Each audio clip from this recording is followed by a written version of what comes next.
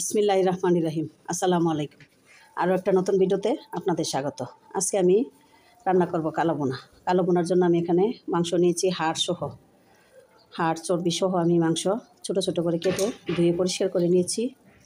এবার আমি এটাকে সব মশলা দিয়ে ম্যারিনেট করব। তাই কি মশলা লাগে কালো বোনা রান্না করতে আপনি সব কিছুই দেখতে পাবেন এই ভিডিওতে। পুরো ভিডিওটা না টেনে আসুন আমার সাথে, দেখতে থাকুন।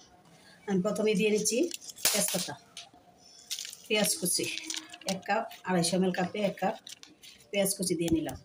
বড় এলাচ দিয়ে দিলাম 8টা, স্টার এলাচ দিয়ে দিলাম 3 হাল, দিয়ে দিলাম 4 টুকরা, ছোট এলাচ, লং, মরিচ, কয়েকটা কাবাব চিনি, শুকনো মরিচের গুঁড়া 3 চামচ দিলাম, ধনিয়ার গুঁড়া 2 চামচ দিলাম। এই ভিডিওটার মধ্যে শুধু মশলা আর পেঁয়াজের কাজ। কালো বোনার মধ্যে যত মশলা দিবেন ততই ভালো হবে। আর হলুদ দিলাম আমি 1/2 চা চামচ হলুদটা। জিরার গুঁড়া 3 চামচ জিরার গুঁড়া দিলাম। আদা বাটা পরিমাণ মতো, রসুন বাটা। আমি এখানে পেঁয়াজ বেরেস্তা করেছিলাম, বেরেস্তার তেলটা দিয়ে দিচ্ছি 1 কাপের মতো। এবার আমি সবগুলাকে ভালো করে মেখে নিচ্ছি।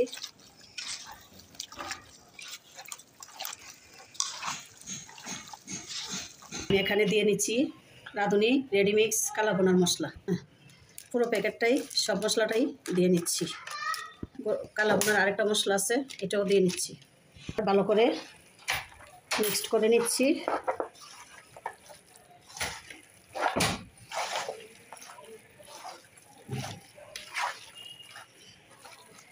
শেষে দিয়ে নিচ্ছি পেঁয়াজ বেরেস্তা। এখানে 1 কাপ পেঁয়াজ বেরেস্তা করে রেখেছিলাম আমি আগেই, এটাকে আর দেখানো হয়নি, এটা দিয়ে দিলাম। আর কালো বোনার মধ্যে ধাপে ধাপে মশলা দিতে হয়। আমি এখন কিছু মশলা দিলাম, আরও কিছু রয়ে গেছে, এটা আমি আস্তে আস্তে দিয়ে নেব। সে দিয়ে দিলাম লবণ, স্বাদই থাকবে না লবণ না দিলে, তাই আমি লবণটা দিয়ে দিলাম। ম্যারিনেট করা হয়ে গেছে। এবার আমি এটাকে চুলায় বসিয়ে আস্তে আস্তে সব মশলা আরও দিব। এটি চুলাটা ধরিয়ে বসিয়ে দিলাম। এবার আমি হাতটা ধুয়ে একটু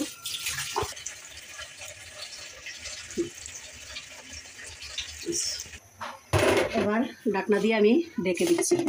তারপরের স্টেপ আস্তে আস্তে দেবো আর দেখাবো। পরে আসছি। ঢাকনাটা উঠিয়ে নাড়াচাড়া করে দিই, না যেন লেগে যায়। আস্তে আস্তে আমি এটাকে নাড়াচাড়া করে দিচ্ছি।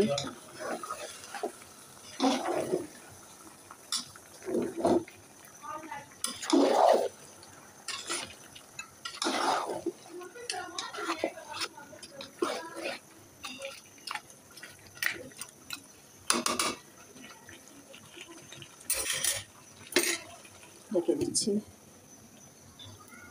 আমি আবারও নাড়াচাড়া করে দিচ্ছি। আমি সব কিছু স্বাভাবিক মশলা দিয়ে শুধু একটা মশলা দিলাম, রাঁধুনি কালো বোনার মশলা। আর সব মশলাই ঘরের মশলা দিয়েই আমি এটা রান্না করছি। এটা রান্না করছি একমাত্র আমার বোনের জামাইয়ের জন্য। আমার বোনের জামাইও চলে যাবে, সৌদি আরবে চলে যাবে। আর বেশি দিন নাই, 2-4 দিন আছে মনে হয়। আমি কালো বোনা খেতে চেয়েছে, তাই আমি কালো বোনা রান্না করে দিচ্ছি।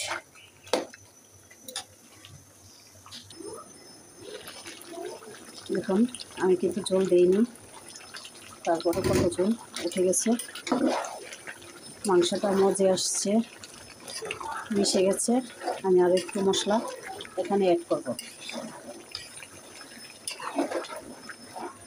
এবার একে একে মশলা আমি আরও অ্যাড করব।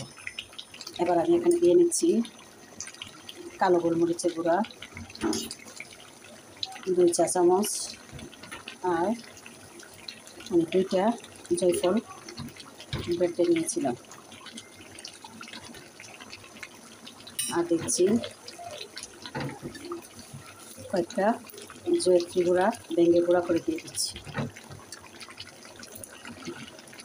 আর দিয়ে দেব গরম মশলা গুঁড়া 1 চা চামচ। এবার এগুলোকে ভালো করে নেড়ে চেড়ে এর সাথে মিশিয়ে নিচ্ছি।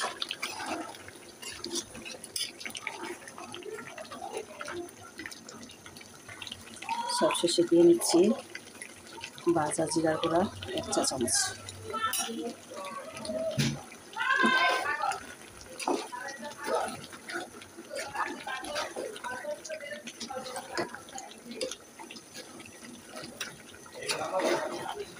নেড়ে ছেড়ে দিলাম, আবার ঢাকনা দিয়ে ঢেকে দিচ্ছি।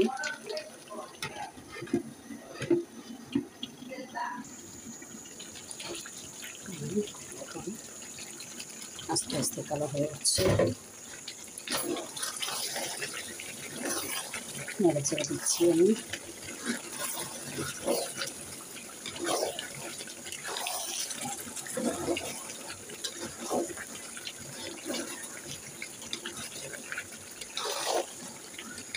অনেক সময় লাগে রান্না করতে, অনেক সময় নিয়ে এবং অনেক যত্ন করে কালো ভুনাটা রান্না করতে হয়।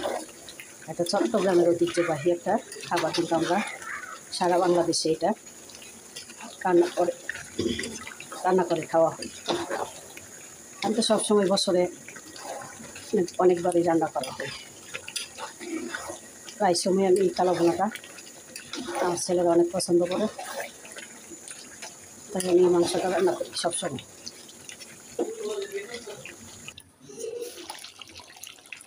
একে একে সব মশলা দিয়ে দিচ্ছি। এখন মাংসটা সিদ্ধ হবে, পানা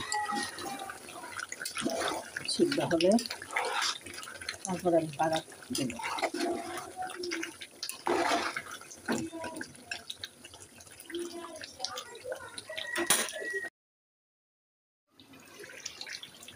কালা ভুনাটা হয়ে এসেছে, আমি এখন বাগারের প্রসেসিং করবো।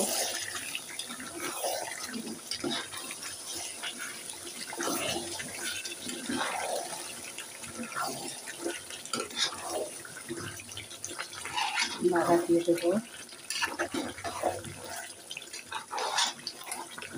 মাংস সিদ্ধ হয়ে আসছে। বাগার দিয়ে দেব। বাগারের জন্য আমি এখানে চুলায় একটা প্যান বসিয়ে দিলাম। প্যানটা গরম হয়ে আসলে একে একে সব আমি এখানে পেঁয়াজ বড় বড় কিউব করে 2টা পেঁয়াজ রেখেছি মাংসের মধ্যে দেওয়ার জন্য, আর পেঁয়াজ কুচি করে নিয়েছি বাগারের জন্য। পেঁয়াজ কুচি, রসুন কুচি, আদা কুচি এবং সাথে শুকনো মরিচ 10-12টা। আর এটা আমি সরিষার তেল দিয়ে বাগার দেব। কালো ভুনাটা কিন্তু সরিষার তেল দিয়ে বাগার দিতে হয়। প্যানটা গরম হয়ে আসছে, আমি পরিমাণ মতো সরিষার তেল দিয়ে দিচ্ছি। আর এটা সরিষার তেল দিয়ে বাগার না দিলে কালো ভুনা ফ্লেভারটা আসবে না। আমি 200 ml কাপে তেল দিয়ে দিলাম। তেল দেওয়ার পরে আমি এখানে শুকনো মরিচটা দিয়ে দিচ্ছি। শুকনো মরিচটাকে হালকা একটু ভেজে নেব। আর এখানে একটু লবণ দিয়ে দিচ্ছি যাতে ফেনাটা না ওঠে। সরষের তেলের মধ্যে তো ফেনা ওঠে বেশি, ফেনা না ওঠার জন্য আমি একটু লবণ দিয়ে দিলাম। মরিচটা ভাজা হয়ে আসলে তারপরে আমি আদা কুচিটা দিয়ে দেবো। যত্ন করে রান্না করতে হয় এবং সময় নিয়েও রান্না করতে হয়, প্রচুর সময় লাগে। আমি অনেকক্ষণ হয়েছে এটা কালো ভুনাটা রান্না বসাইছি।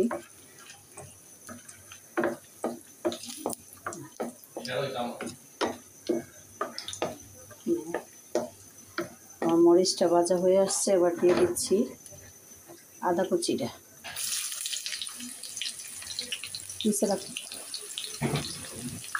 আদা কুচিটা ভাজা হয়ে আসলে একটু ভাজা হয়ে আসলে দিয়ে দেব রসুন কুচি। আদাটা হয়ে আসছে, এবার আমি দিয়ে দিচ্ছি রসুন কুচি। অনেক মশলা লাগে এটার মধ্যে, সবচেয়ে বেশি লাগে পেঁয়াজ আর তেল। পেঁয়াজ তেলের অনেক বেশি লাগে কালা ভুনাটার মধ্যে। এটা চট্টগ্রামের ঐতিহ্য খাবার, কিন্তু বাংলাদেশের সব জায়গাতে এটা রান্না করা হয়। আর আমি হচ্ছি ব্রাহ্মণবাড়িয়ার মেয়ে, ব্রাহ্মণবাড়িয়ারই বউ। এবার দিয়ে দিচ্ছি পেঁয়াজ কুচিটা।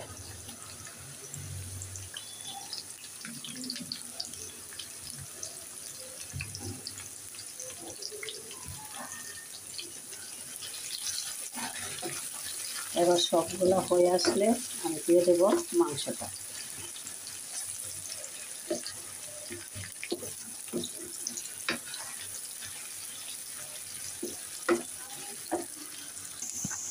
আমার পেঁয়াজ আদা রসুনটা আর একটু ভাজা হবে। দেখুন লবণ দেওয়ার পর সরষের তেলটা একটু ফেনাটা অল্প এসেছে, নাইলে একদম কড়াই ভরে যেত। সবগুলো ভাজা হয়ে গেছে। এবার আমি মাংসটা দিয়ে দিচ্ছি, কালো ভুনাটা দিয়ে দিলাম।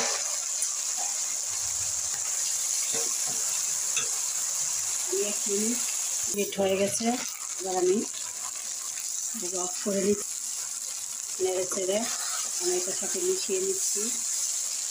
দেখুন অনেক সুন্দর একটা ফ্লেভার বের হয়ে গেছে। এটা আমি এবার মিশিয়ে দিচ্ছি এটার সাথে। তাকে আমি ভালো করে নেড়ে চেড়ে আরও মশলা দিতে হবে।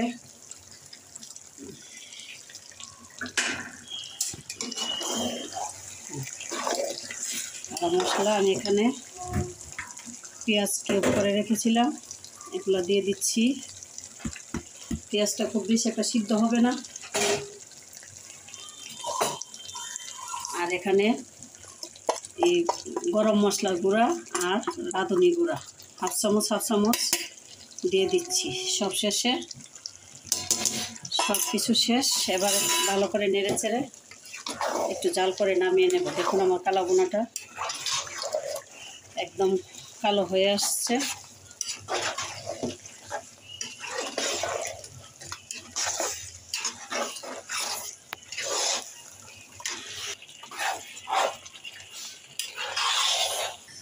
আমার কালো ভুনা হয়ে গেছে। এবার আপনাদেরকে সার্ভ করে দেখাচ্ছি কেমন হয়েছে। আমার এই কালো ভুনাটা আপনাদেরকে সার্ভ করে দেখালাম, দেখুন কেমন হয়েছে। এই কালো ভুনাটা আপনারা রুটি, পোলাও, সাদা ভাত, চা ইচ্ছা সবার সাথেই খেতে পারেন। আমার এই রেসিপিটা যদি ভালো লাগে বেশি করে লাইক, শেয়ার এবং কমেন্ট করবেন। আমার চ্যানেলটাকে সাবস্ক্রাইব করে আমার পাশেই থাকবেন। সবাইকে ধন্যবাদ জানিয়ে এখানেই শেষ করছি। আল্লাহ হাফেজ, আসসালামু আলাইকুম।